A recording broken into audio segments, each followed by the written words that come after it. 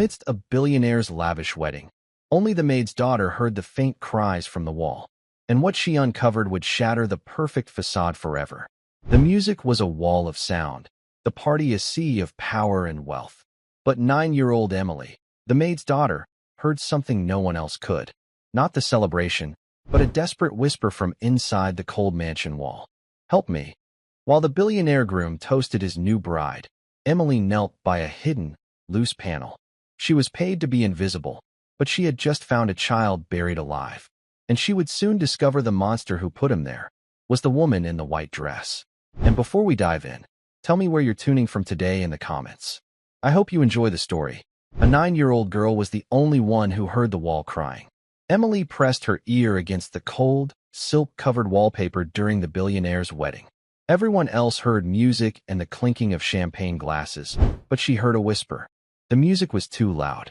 It bounced off the marble floors and high ceilings of the Caldwell estate. It felt like the sound was trying to smash the crystal chandeliers. Emily sat on a small stool tucked behind a heavy velvet curtain in the grand ballroom. She was small for 9 years old. Her blonde hair was pulled back in a tight braid, just how her mother liked it. Practical. From her hiding spot, she watched the party. It was a sea of expensive dresses and black tuxedos. Mr. Harrison Caldwell, the billionaire, was getting married. Again, this was his third wedding. Emily knew because she heard the other staff talking. Her mother, Susan, was one of the maids. Susan was flying around the ballroom right now, her face tight with stress, carrying a silver tray of tiny, complicated-looking appetizers. Emily was supposed to be in the staff kitchen, quiet, with a coloring book. But the kitchen was hot and smelled like boiled shrimp. She had slipped out an hour ago. No one noticed. People like them, her mother always said, were paid to be invisible. Emily was just naturally good at it. She watched the new wife. Her name was Margot. Margot was tall and beautiful, poured into a white dress that seemed to be made of diamonds. She laughed, a sound like tiny bells, but her eyes never smiled. Her eyes were sharp and quick. They scanned the room like a hawk looking for mice. When Margot's gaze passed over the serving staff, her smile tightened. It was a look Emily knew well. It was the look of someone who saw a scuff mark on a perfect floor. Emily felt a familiar pang of boredom, sharp and restless. She was 9. She did not care about champagne or boring adult talk. She slipped out from behind the curtain. The ballroom was huge, but the adjoining hallway offered escape. This hallway was different. It was dark, lined with old, dark paintings of ships on stormy seas and men in stiff collars who looked angry. The music from the party was muffled here, just the dull of the bass. Emily walked on the runner carpet, tracing the pattern with her sneaker. She leaned against the wall, enjoying the cool plaster through the thin silk wallpaper. She was thinking about her grandpa Joe. He was a war veteran. He had a medal, a bronze star, that he kept in a wooden box. He told her stories about being brave. "Bravery isn't about not being scared, Em," he'd say, his voice rough like sandpaper. "It's about being scared to death and doing the right thing anyway. It's about seeing what's wrong and not looking away." Emily missed him. He lived far away, and her mother's job didn't pay enough for visits. She leaned her head back against the wall. Scrape. Emily froze. The sound was soft, right by her ear. It sounded like a fingernail dragging on wood. She held her breath. The house was old. It was probably just rats. Her mother said all big houses had rats, even billionaire houses. She pressed her ear flat against the wall. The wallpaper felt rough against her cheek. She heard it again. Not a scrape. It was a sound. A voice. Help. It was so faint, she thought she imagined it. It was a boy's voice. Small. Weak. Please, water. Emily's heart jumped into her throat. She looked up and down the hallway. It was empty. The sound was coming from inside the wall. Hello. Emily whispered at the wallpaper. A faint gasp came from the other side. Then, a desperate, frantic scratching. Emily looked closer. She saw the outline of one of the huge, ugly paintings. This one was a dark forest. It looked heavy, but next to it, low to the ground where the wooden wainscoting met the wall, she saw a dark line. It looked like a small panel, one meant to hide pipes or wires, painted over to match the wallpaper. It was loose. She knelt. Her hands were trembling. This was wrong. She should get her mother. But her mother was working. Her mother would be angry she left the kitchen. Help me. Emily thought of Grandpa Joe. not looking away. She put her small fingers into the crack of the panel and pulled. It resisted, stuck with old paint, but then it gave way with a soft pop. It wasn't a panel. It was just a hole, roughly made, hidden by a piece of loose drywall and the wallpaper over it. Behind it was darkness. A cold, damp air puffed out, smelling of dust and something sour. "Hello?" she whispered into the blackness. Her fingers reached into the hole. She touched cobwebs. Then, rough brick. Her hand went deeper, into a space between the studs. Her fingers brushed something. It was warm. It was skin. Emily nearly screamed. It was an arm. A thin, small arm, covered in cold, damp sweat. From the darkness, there was a sigh. Not of relief. It was a sigh of absolute panic, as if her hand was a spider. The arm tried to pull away, but it was too weak. "Who are you?" Emily breathed. "T. Thomas," the voice stuttered. "She locked me in. Please. I'm thirsty." Thomas.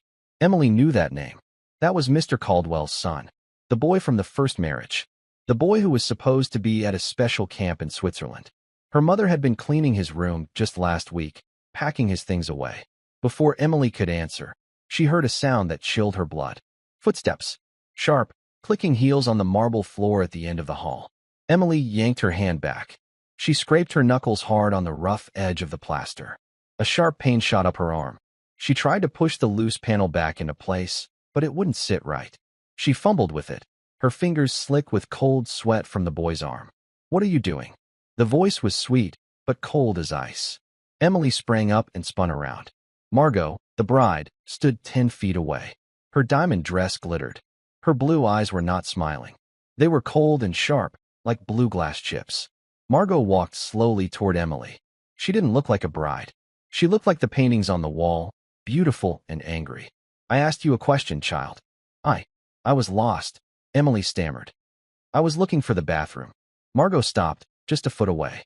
Emily had to crane her neck to look up at her. The woman smelled strongly of jasmine and something bitter underneath. "The bathrooms," Margot said softly, "are in the other direction. This is a private wing. You are the maid's daughter, aren't you?" "Susan's girl." "Yes, ma'am." Emily's voice was a squeak. Margot's eyes scanned Emily from head to toe. Her gaze stopped on Emily's right hand. Emily looked down. Her knuckles were bleeding, and her fingertips were covered in white plaster dust and gray dust from the hole. Emily quickly clenched her hand into a fist and hid it behind her back. But Margot had seen. The bride's smile was terrifying. It showed all her teeth, but it didn't reach her eyes.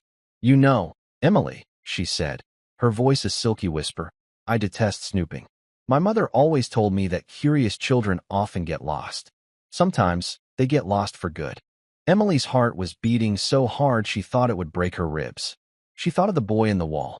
Thomas. She remembered her Grandpa Joe's face. "Be brave, Em." Emily lifted her chin, just a little. She didn't cry. "I wasn't snooping.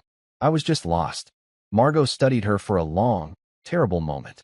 She was looking at Emily as if deciding where to step on an insect. "See that you find your way back to the kitchen," Margot said, her voice suddenly sharp, like a command. "If I see you out here again, I will make sure your mother doesn't just lose her job. I will make sure she never works in this city again. Do you understand me?" "Yes, ma'am."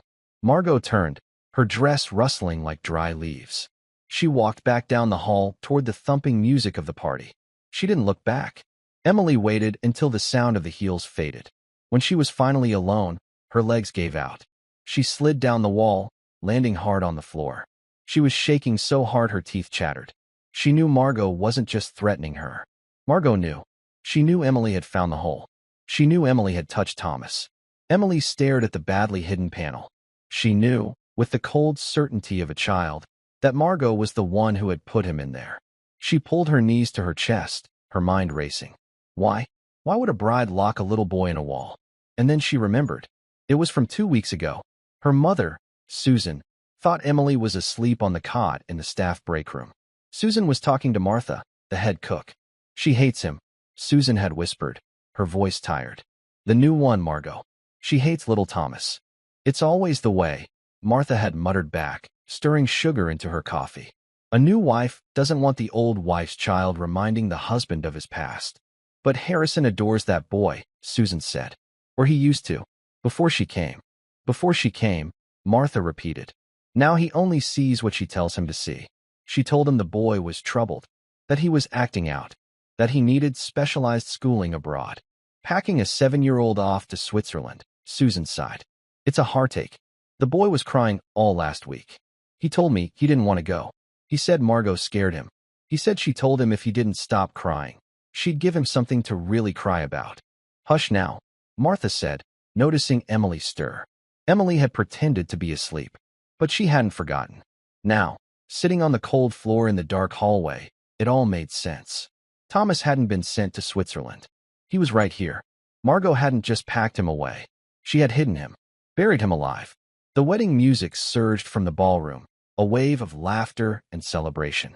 Mr. Caldwell was in there, toasting his new wife, while his son was suffocating just a few dozen feet away. Emily looked at her bleeding knuckles, covered in plaster dust. She was the only one who knew, a 9-year-old girl, and a bride who had just threatened to destroy her mother. Emily got to her feet. Her legs still felt like jelly, but the shaking was different now. It wasn't just fear. It was anger, a cold, hard anger she inherited straight from Grandpa Joe. She put her ear back to the wall. Thomas, she whispered, her voice low and fierce. Thomas, can you hear me? Don't be scared. My name is Emily. I'm going to get you out. There was no answer, just a terrifying, heavy silence. Emily's breath came in short, sharp bursts. Silence. The wall was silent. Had he passed out? Had Margot heard him? Emily pressed her ear so hard against the wallpaper it hurt. The dull thump-thump of the music from the party was like a giant, uncaring heartbeat. She heard it again. A movement. A horribly weak sound, like cloth sliding on brick. He was still alive. He needed water. His voice was like dry leaves. Emily stood up. She had to go to the kitchen. She had to walk back toward the noise, the people, and the one person she was most afraid of. She forced her jelly legs to move. She walked out of the dark hallway, back toward the blazing light and sound of the ballroom. She kept her head down, her bloody knuckles hidden in her pocket. She tried to make herself small, invisible. She skirted the edge of the ballroom, hiding behind a row of tall, potted palms. She could see the kitchen entrance. It was a whirlwind of activity. Waiters shouted orders. White-jacketed chefs yelled back. Her mother, Susan, rushed out, her face pale and dotted with sweat. Susan saw her. Her mother's face, already stressed, crumpled into a new shape. It was fear and anger, all mixed together. She grabbed Emily's arm, pulling her into a small alcove where the cleaning supplies were kept. Emily, what did I tell you? Where have you been? Her mother's voice was a harsh whisper. I have been sick with worry. I told you to stay put. I'm sorry, Mama. Emily's mind raced. She couldn't tell the truth. Margot's threat was too real. My stomach hurts. I think I'm going to be sick. It was a good lie. It was believable. Her mother's anger melted, just a little, replaced by tired sympathy. Oh, sweetheart. Susan sighed. She wiped a stray piece of hair from Emily's forehead. You look white as a sheet. It's probably the shrimp smell. I can't stand it either. She reached into the pocket of her black apron and pulled out a half-full bottle of water. Here, take this. Go to the staff pantry. It's quiet in there. Sit down, drink this, and do not move. I mean it, Emily. If Mr. Henderson finds you wandering, I'll lose this job. Do you understand? Yes, Mama. Go. Now. I'll check on you when this dinner rush is over. Susan gave her a quick, worried kiss on the head and then hurried back into the fray. Emily clutched the water bottle. It felt like a heavy gold bar. She felt a sharp, twisting guilt for lying to her mother. But the image of the boy's thin, sweaty arm made her feet move. She didn't go to the pantry. She waited until her mother was gone, then slipped back behind the potted palms. She scanned the room. Margot was at the head table, laughing, holding a champagne glass. Mr. Caldwell was watching his new wife, his eyes full of a blurry, silly love. He looked like a man in a dream. Emily ran. She ran back to the dark hallway. Her sneakers made no sound on the thick rug. She reached the loose panel. She pulled it open. The smell of dust and fear hit her again. Thomas, she whispered, her voice shaking. It's me, Emily. I have water. A scratch. Please. I'm so thirsty. Emily looked at the bottle, then at the jagged hole.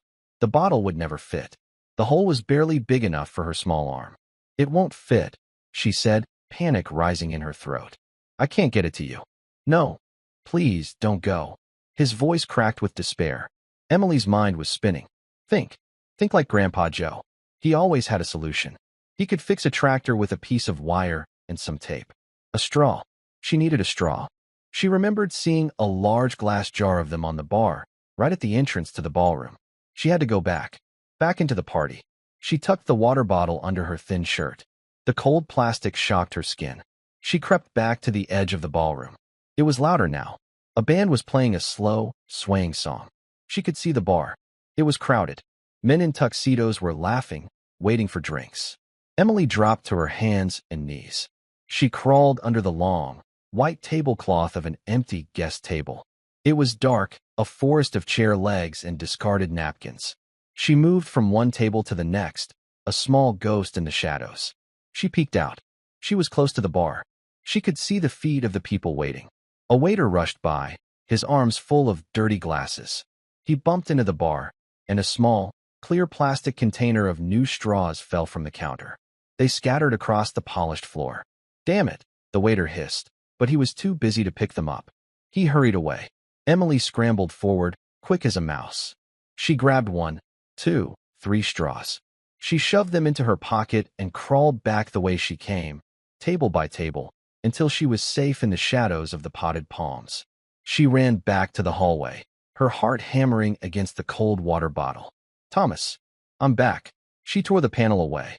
I have straws. I'm going to push one through. Can you get it? I'll try. She fed one of the straws into the darkness. It was like threading a needle in the dark. She pushed it gently, until she felt it hit the back of the brick. I can't reach it, he whimpered. Wait. Emily pulled it back. She connected 2 of the straws, fitting one inside the other to make a longer one.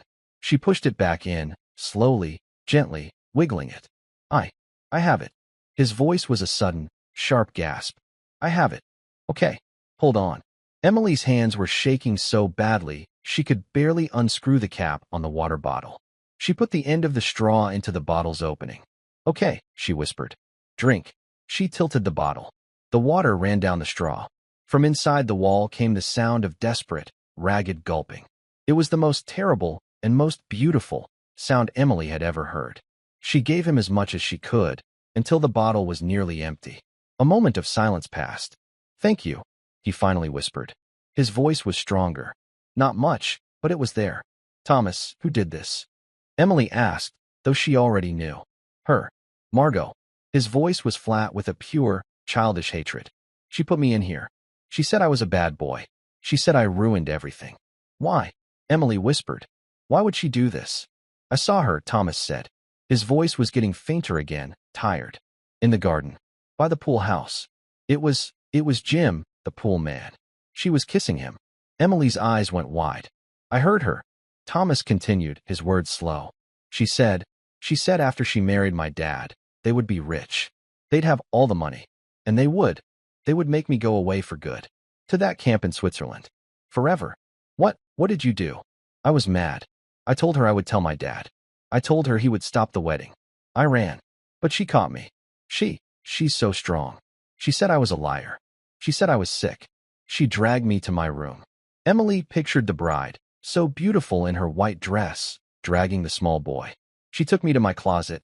Thomas breathed. There's a panel in the back. For old pipes. She pushed me in.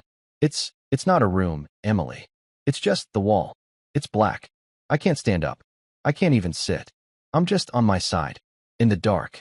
Emily felt the sick feeling from her lie to her mother become real. He was entombed.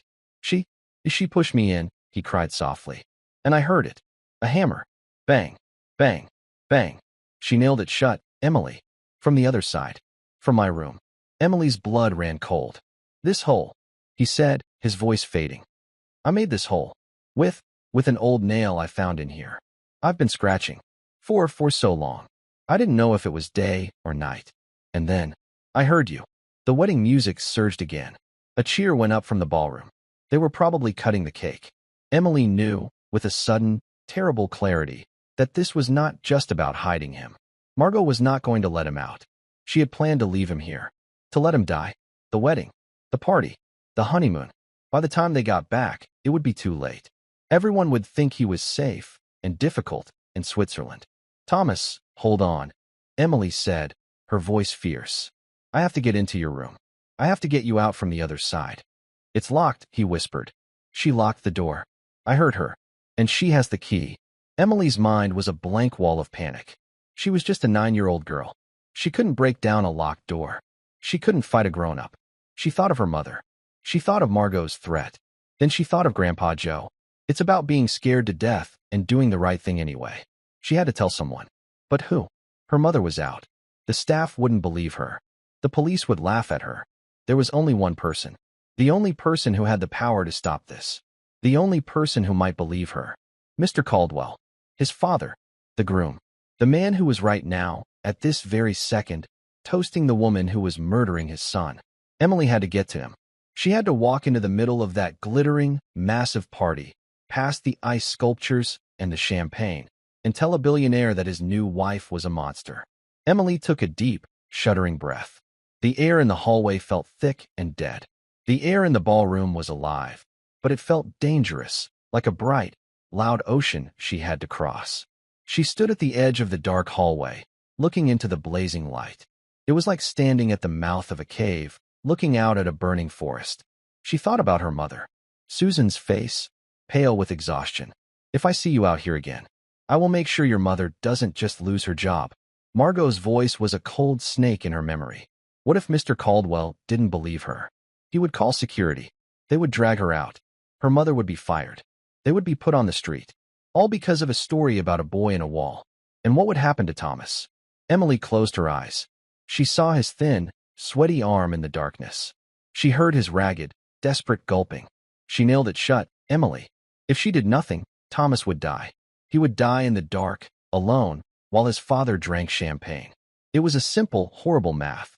Her mother's job, or Thomas's life. It's about being scared to death and doing the right thing anyway. Grandpa Joe's voice was so clear, it was as if he were standing right next to her. Emily opened her eyes. The fear was still there. It was a cold, heavy rock in her stomach. But the anger was there, too. It was hot, and it was bigger than the fear. She stepped out of the hallway. The noise hit her like a physical blow. The band was playing a fast, cheerful song. Hundreds of people were talking, laughing, and shouting over the music. The clinking of glasses and silverware was a constant, high-pitched ring. Emily's senses were on fire. The air was heavy with the smell of perfume, roasted meat, and wine. Light glittered everywhere, from the chandeliers, from the sequin dresses, from the diamonds on the women's necks. It was beautiful, and it was ugly.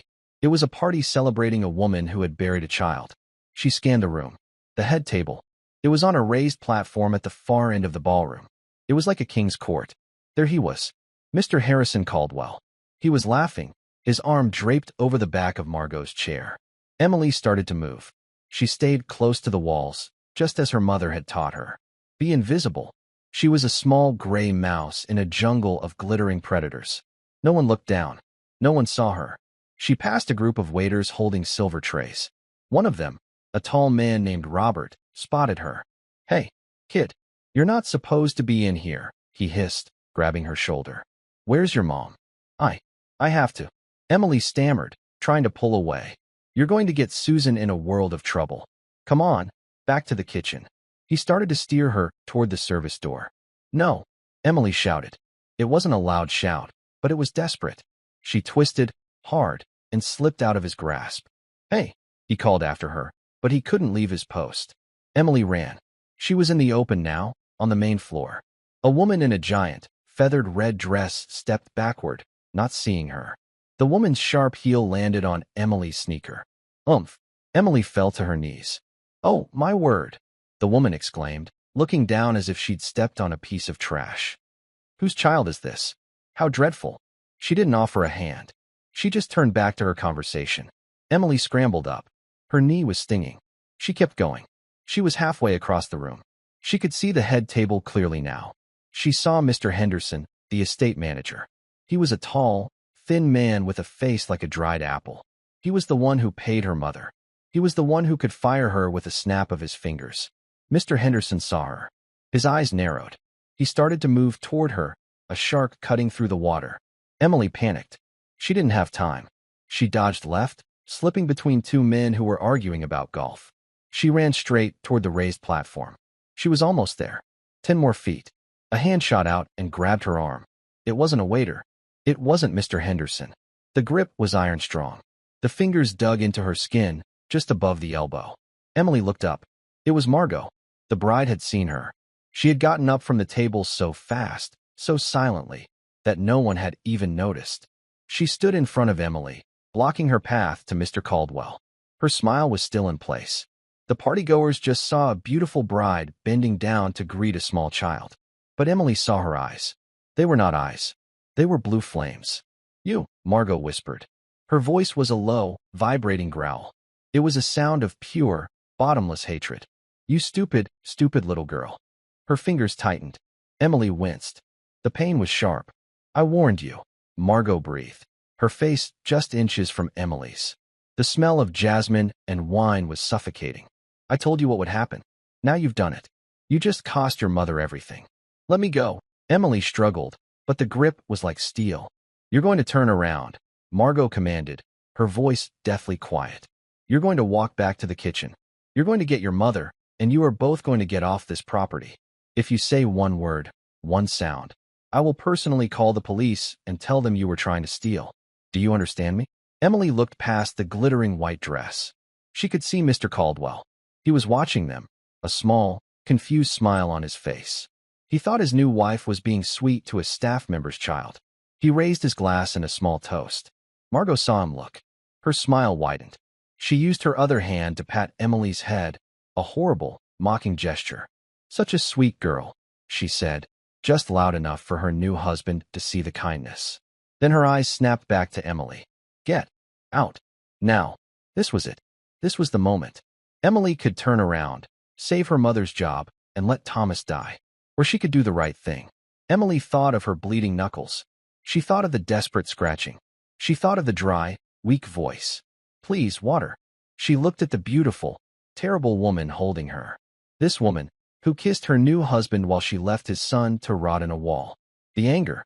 It finally boiled over. It was hotter than her fear. It was hotter than her pain. "He's in the wall," Emily said. Her voice was quiet, but it was clear. Margot's smile flickered. "What did you say?" "He's in the wall," Emily said again, louder this time. She stopped pulling against Margot's grip. She just stood and looked her right in the eye. "Thomas. I heard him. I gave him water. You locked him in." For a split second, the mask fell. Emily saw the real Margot. It was pure, distilled panic. The blue eyes went wide with shock and fury. The grip on her arm loosened, just for a moment. It was all Emily needed. She planted her good foot and screamed. It was not a child's scream. It was a raw, piercing sound of pure terror and rage that cut through the music, the laughter, and the clinking glasses. "No. Let me go? You're hurting me." She ripped her arm free from Margot's shocked grasp. The entire ballroom went silent. The band stopped, a violin squeaking to a halt. 200 guests, Mr. Henderson, and all the staff turned. They stared. Emily stood in the sudden, vast silence. She was panting, her arm throbbing. She pointed a trembling finger, not at Margot, but at the man still sitting at the head table, his wine glass frozen halfway to his lips. "Mr. Caldwell," she shouted, her voice cracking. She locked him in.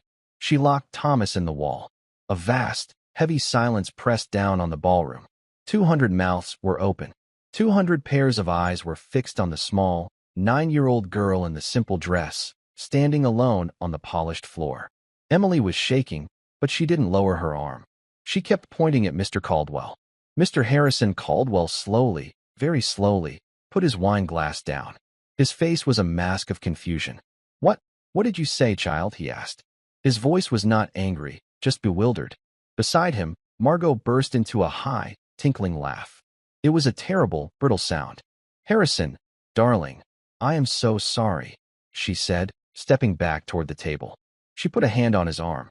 This is just dreadful. This is Susan's girl, the maid's daughter. She's been a problem all night. She's clearly overtired and confused." She turned her sharp, beautiful face to the guests. "Please, everyone, I do apologize for this interruption. Mr. Henderson, would you please handle this?"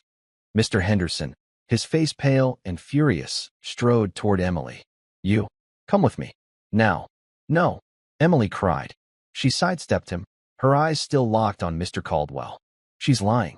Thomas is in the wall. He's in the dark hallway. He's alive. This is insane, Margot said. Her voice was louder now, sharp with indignation. Harrison, this child is lying. Thomas is in Switzerland. We have the receipts from the school. He's been difficult. You know that. He probably paid this girl to say this. To ruin our day. I am not lying. Emily shouted, her voice raw. She felt a new, horrible wave of panic. They weren't believing her. They were all looking at her like she was crazy. Emily. Oh, dear God, Emily. A new voice cut through the tension. It was her mother. Susan ran into the ballroom from the service door, her face white with terror. She had a dish towel in her hand. She ran to Emily and grabbed her, pulling her close. Mr. Caldwell, Mrs. Caldwell, I am so sorry. I don't know what's gotten into her. She's not well. Susan stammered, tears of pure fear and shame welling in her eyes. We're leaving. We will go right now. I'm so sorry. Susan tried to drag Emily away, pulling her toward the kitchen. You have ruined us, Emily, she whispered, her voice breaking. What have you done? No, Mama. You don't understand. Emily fought against her mother's grip.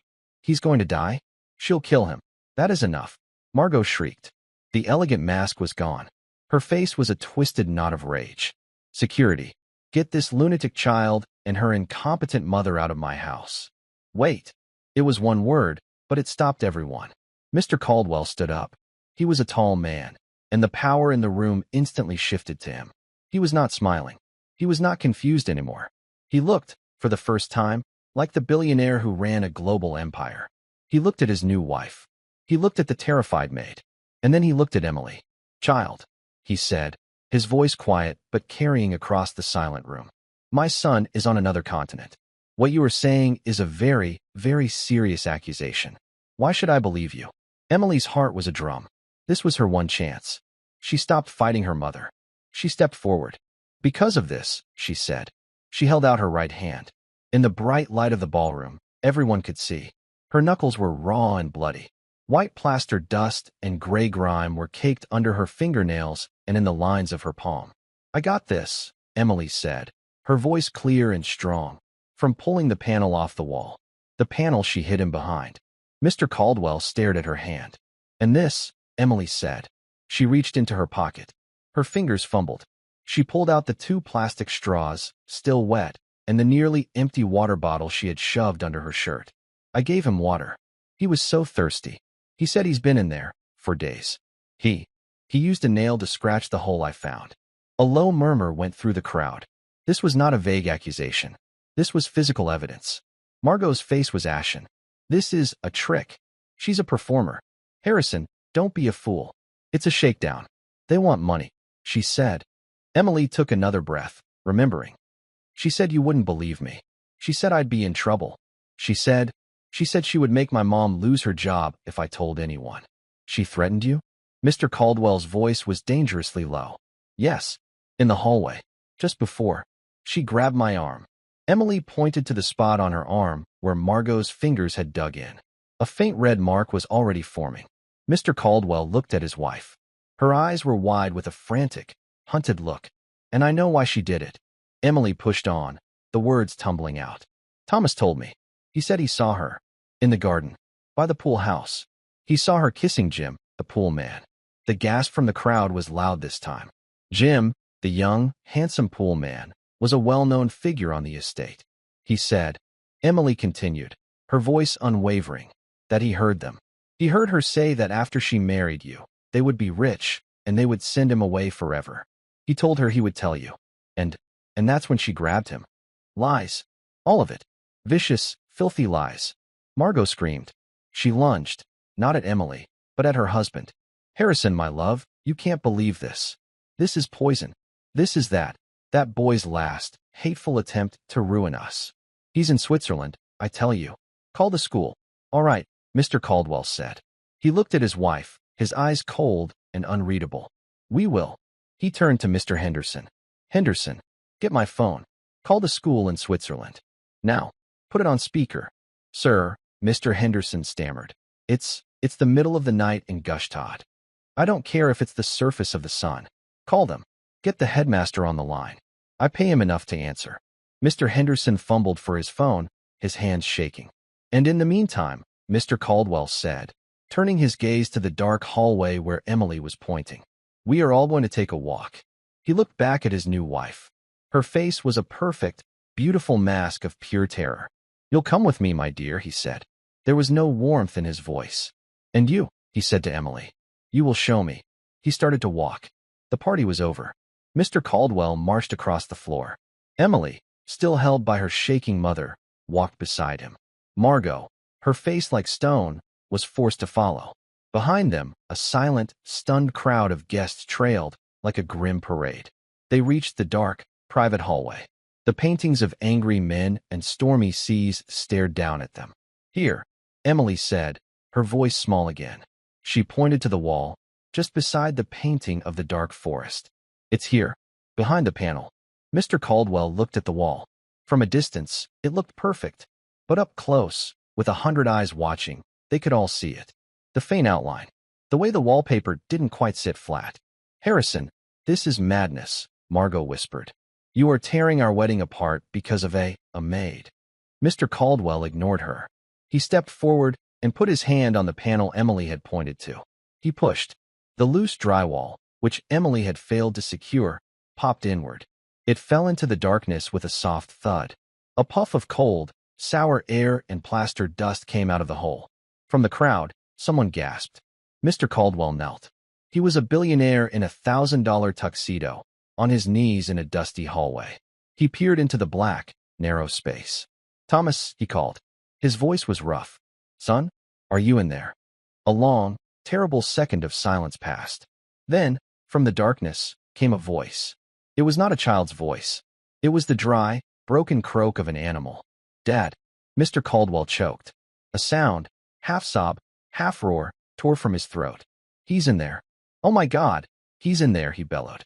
He plunged his arm into the hole, just as Emily had. "I feel him. He's alive. Get him out. Get him out now." All eyes snapped to Margot. She didn't run. She didn't speak. She just stood there, her white dress looking like a shroud. Her face was blank. She had lost. "Thomas said." Emily spoke, her voice clear in the horrified silence, that she nailed it shut. From the other side. From his room. Mr. Caldwell stood up. His face was a terrifying sight. It was purple with rage, his eyes streaming with tears. "Henderson," he roared. "Get a crowbar. Get an axe. Get anything. Break down his bedroom door. Now. Now." Mr. Henderson didn't need to be told twice. He was a loyal employee, but he was also a father. His face was a mask of grim duty. "Robert. Frank. With me. Get a fire axe from the hall closet," he shouted to two of the burly security guards who were posing as valets. The entire wedding party surged forward. The decorum was gone.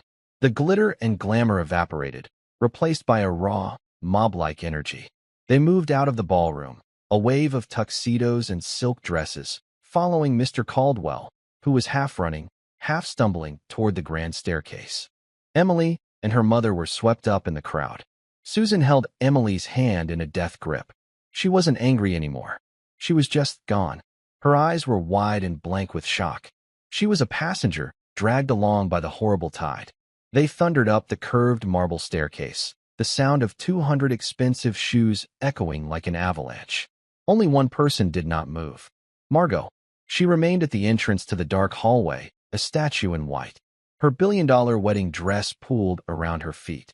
The guests, in their haste to see the horror, parted around her, giving her a wide berth as if she were diseased. She stared at the empty space where her husband had been. Her mask of indignation was gone. Her mask of beauty was gone. There was nothing left but a cold, hollow emptiness. She had bet everything, and in 1 second, a 9-year-old girl with plaster on her hands had taken it all. Mr. Caldwell saw her stop. He paused at the top of the stairs and looked down at her. "Frank," he called back, his voice echoing in the massive foyer. "Stay with my wife. Do not let her out of your sight. Wait for the police."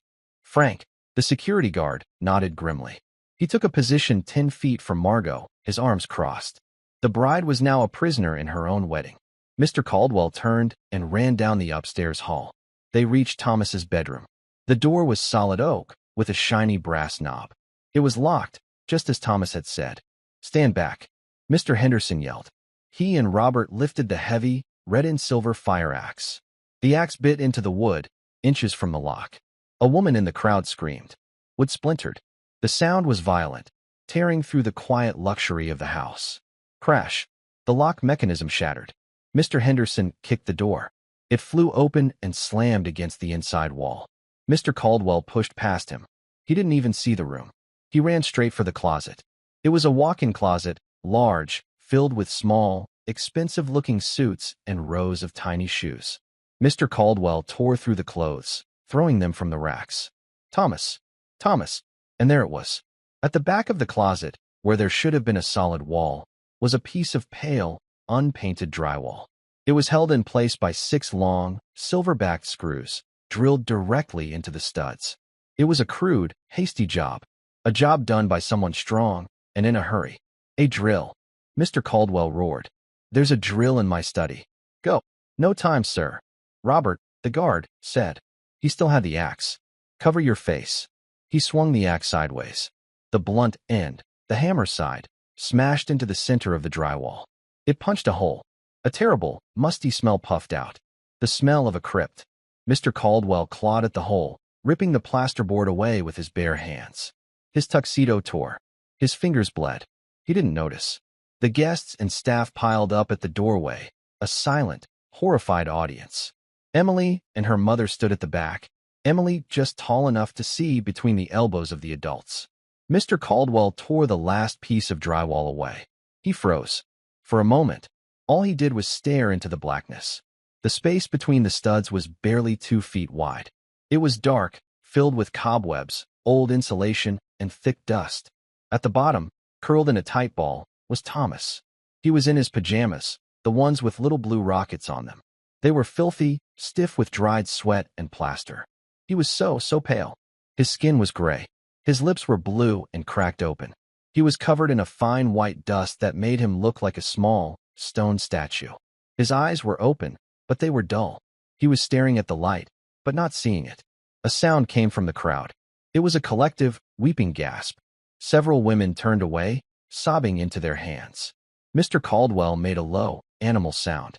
It was the sound of a heart breaking. He fell to his knees. "Thomas," he whispered. "Oh God. Son, what did she do to you?" He reached into the wall, his big, strong hands trembling violently. He gently, so gently, touched the boy's shoulder. At his touch, the boy's eyes flickered. They found his father's face. "I knew you'd come," Thomas whispered. His voice was a dry rattle. She said you were on her side. I told her you'd come." "I'm here," Mr. Caldwell choked, tears streaming down his face, cutting clean paths through the plaster dust that had settled on his cheeks. "I'm here, son. I've got you. I've got you." He slid his arms under the boy's limp body. He was terrifyingly light. Mr. Caldwell lifted his son out of the wall, out of the grave his new wife had built for him. He pulled Thomas to his chest, holding him, rocking him, his face buried in the boy's dusty, matted hair. "I'm so sorry, Thomas," he wept, his voice muffled. "I'm so sorry. I didn't see. Emily watched. She felt a cold, deep sadness settle over her. This was the moment of rescue. But it didn't feel like a victory. It just felt broken. Everything was broken. Her mother, Susan, finally let out the breath she had been holding. It came out as a sob. She pulled Emily into her side, her arm a steel band around her. "Oh, Emily," she whispered, her voice shaking with a new, profound understanding. "Oh, my brave, brave girl. What did you do? You saved him." The fear for her job was gone. All that was left was a mother's awe and a mother's terror. "Someone call a doctor," Mr. Caldwell roared, standing up, his son cradled in his arms. "Call an ambulance. Now." He turned and pushed his way through the stunned crowd. He didn't look at anyone. He just had one focus, his son. He walked out of the bedroom, down the hall, and back to the main staircase. He moved with a terrible, focused purpose. He walked right up to Margot. She was still standing there, watched by the guard. She looked up as he approached, her face pale and defiant. Mr. Caldwell stopped, one step above her. He held his son out. Thomas was barely conscious, his head lolling against his father's shoulder. "Look at him," Mr. Caldwell commanded. His voice was not loud. It was dead. It was cold as the space between the walls. Look at him. Margot's eyes darted to the boy's gray face. She flinched, a small, involuntary twitch. She tried to look away. I said, look at him, Mr. Caldwell shouted, the force of it making her shrink back. She forced her eyes onto the child. This is what you did, he said, his voice shaking with a rage so deep it was almost silent. This is what you did. On our wedding day. Margot said nothing. Her lips were a thin, bloodless line. The wedding is over, Mr. Caldwell said. Everything is over. He looked at the security guard. Frank, call the city police. Tell them to send every car they have. Tell them it's attempted murder. He turned his back on her. He didn't give her another glance. He held his son tight and walked down the stairs, pushing past the horrified guests, shouting for water, for blankets, for his doctor. He passed Emily and Susan, who were huddled by the hallway entrance. He stopped for 1 second. His eyes, ravaged by tears and fury, met Emily's. He looked at the small, 9-year-old girl. He looked at her blonde braid. He looked at her bleeding, dusty hand, still clutched by her mother. He didn't say thank you. The words were too small for what she had done. He just looked at her, and in his eyes, she saw the whole, terrible story. The guilt, the gratitude, the pain. He gave a single, sharp nod. It was a soldier's nod, a nod of shared understanding, a nod that said, I see you. Then he was gone, rushing his son toward the front door, just as the first wail of a siren grew in the distance. Emily, her mother, and the 200 guests were left standing in the ruins of the party, the sound of an axe echoing in the silence. The sirens grew from a distant wail to a piercing shriek. Red and blue lights flashed through the tall, arched windows of the ballroom, painting the marble walls in colors of panic. The wedding guests did not leave. They were frozen. They were watching a play they had never bought tickets for. Emily and her mother stood near the grand staircase. Susan's arm was still wrapped around Emily, as if she were protecting her from a tidal wave that had already passed. Susan was staring at the space where Mr. Caldwell had stood, her mind trying to catch up with the last 10 minutes. 2 police officers were the first through the door. They were big men, their blue uniforms and heavy belts looking rough and real against the silks and velvets of the party. Who called it in? One officer asked, his hand on his radio. Mr. Henderson stepped forward, his face gray. I did. On behalf of Mr. Caldwell. The suspect is over there. He pointed. The officers walked toward Margot. She was still standing at the foot of the stairs. She was no longer a beautiful bride. She was just a woman in a very expensive dress. She looked small. Ma'am, the first officer said. We need to ask you some questions. Margot looked at him. She said nothing. Her face was as blank and white as her dress. Ma'am, we are investigating an attempted kidnapping. And an attempted murder, the officer said, his voice hesitant, as if he couldn't believe the words he was saying in this house. It was the pool man, Margot said. Her voice was flat, a monotone. It was all Jim. He hated the boy. He did it. I didn't know. It was one last, desperate lie. Ma'am, the officer said, his voice hardening. He had heard lies before. We already have a patrol car picking up Mr. Jim Davis at the back gate. He was trying to leave. And he is very cooperative. He is telling us a very different story. Margot's last bit of hope died. Her shoulders slumped. Margot Caldwell, the officer said, pulling out a pair of steel handcuffs. You are under arrest for the attempted murder of a minor, kidnapping, and conspiracy. He turned her around, his movements practiced and impersonal. He did not care about her dress. The sound in the massive, silent foyer was sharp. It was the click of the handcuffs as they locked around her wrists, behind her back. The bride in her diamond dress was arrested. As the officers led her toward the door, she had to pass Emily and Susan. Margot stopped. She looked at Emily. Her eyes, which had been blank, were now filled with a dark, cold fire. It was a look of pure, bottomless hate. It was a look that said, I was a queen, and you were just a mouse. And you did this to me. Emily didn't shrink back. She didn't cry. She just held her mother's hand and looked back. She met the woman's gaze until the officer gently pulled Margot away, out into the flashing lights. The party was over. The guests began to leave, a quiet, stunned herd. They filed out, their faces pale. They would have a story to tell for the rest of their lives. Finally, the house was quiet. It was just Emily and Susan and Mr. Henderson and a few of the staff, who were now just walking aimlessly, picking up glasses, not knowing what else to do. The kitchen was silent. "Susan," Mr. Henderson said. His voice was tired. "Mr. Caldwell, he is at the hospital. He asked if you and your daughter would wait. He wants to speak with you." "Wait." Susan's voice was a whisper. "Here. You can sit in the kitchen," he said, his voice kind. I'll have someone make you some tea." They sat in the vast, stainless steel kitchen. The shrimp smell was gone, replaced by the faint, cold smell of bleach. It was almost 4 in the morning. Susan took a wet cloth and was gently, silently, cleaning the dried blood and plaster dust from Emily's knuckles. Emily winced, but she didn't pull away. "You're okay, Mama?" Emily asked. Susan stopped. A single tear rolled down her cheek and plopped onto the steel table. "He called you brave, Emily." "I was scared," Emily whispered. "I know," Susan said, wiping the tear away with the back of her hand. "That's how I know you were brave." They sat in silence for another hour.